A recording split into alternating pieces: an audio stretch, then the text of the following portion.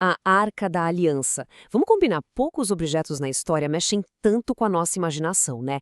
É um verdadeiro ícone de mistério, de poder, que fascina todo mundo há séculos. Mas e se o verdadeiro segredo dela não estiver escondido em alguma lenda antiga, mas bem ali, na nossa frente, o tempo todo?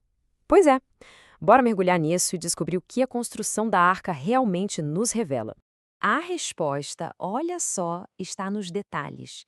Cada elemento, cada material foi escolhido por uma razão muito específica. No fundo, a arca era uma mensagem profunda sobre como se aproximar do sagrado. Para a gente entender a arca, a gente precisa voltar lá na origem dela. Ela não foi uma invenção humana, sabe? Não foi fruto da criatividade ou da arte de alguém. Foi, na verdade, a execução de um plano divino com detalhes assim incrivelmente precisos. A arca ficava bem no coração do tabernáculo, que era uma espécie de santuário móvel que simbolizava a presença de Deus bem ali, no meio do povo de Israel. Era literalmente o centro de toda a vida religiosa e espiritual da nação. E olha que interessante, o projeto foi entregue diretamente por Deus a Moisés, lá no Monte Sinai. E o momento da construção, liderada pelo artesão Bezalel, é crucial. Aconteceu logo depois daquela crise toda do bezerro de ouro. A arca surge, então, como símbolo poderosíssimo da restauração da aliança entre Deus e o seu povo.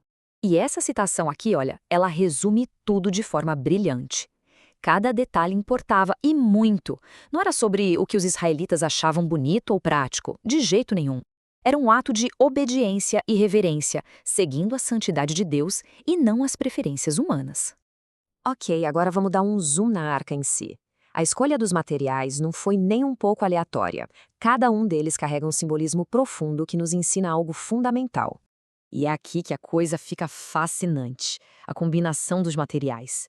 Em muitas interpretações teológicas, a madeira de acácia, que é resistente e vem da terra, simboliza a humanidade. Já o ouro puro, que cobria essa madeira por dentro e por fora, representaria a divindade. Juntos, eles contam uma história poderosa da união do humano com o divino. E pensa só, até as varas usadas para carregar a arca tinham um propósito. Elas garantiam que ninguém tocasse diretamente no objeto sagrado, reforçando o tempo todo a ideia de que a santidade de Deus exige um respeito profundo e uma abordagem muito cuidadosa. Vamos agora para a parte mais crucial da arca, a sua tampa. É aqui que o mistério se aprofunda e a mensagem central é finalmente revelada. A tampa era chamada de propiciatório, ou assento da misericórdia. E esse nome não era só poesia, não. Era o ponto de encontro simbólico entre a justiça perfeita de Deus e a sua infinita misericórdia.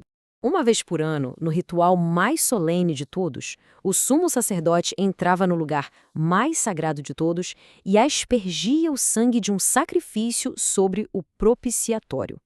Esse ato simbolizava o perdão dos pecados do povo, um pilar central da fé deles. E guardando esse lugar sagrado, havia 2 querubins de ouro. E presta atenção na postura deles. As asas estendidas formavam uma espécie de cobertura protetora, enquanto os rostos estavam sempre voltados para baixo, para o centro, para o lugar da misericórdia. A própria forma deles já era uma mensagem. A atenção de todo o céu estava focada nesse ponto de encontro entre a justiça e o perdão divinos. Então, tá, juntando todas as peças do quebra-cabeça, o plano divino, os materiais cheios de símbolo, o assento da misericórdia, qual é, afinal, o grande segredo da Arca da Aliança?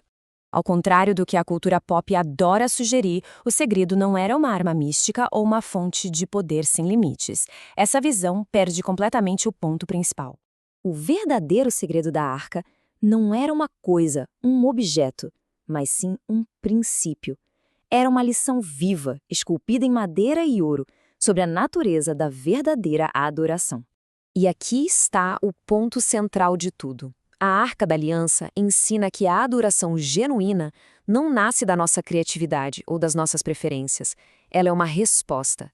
Uma resposta cheia de reverência e obediência à natureza e às instruções de um Deus santo. E essa lição da arca, sabe, sobre reverência e obediência em vez de preferência pessoal, ela ecoa forte até hoje. E nos deixa com uma pergunta para refletir.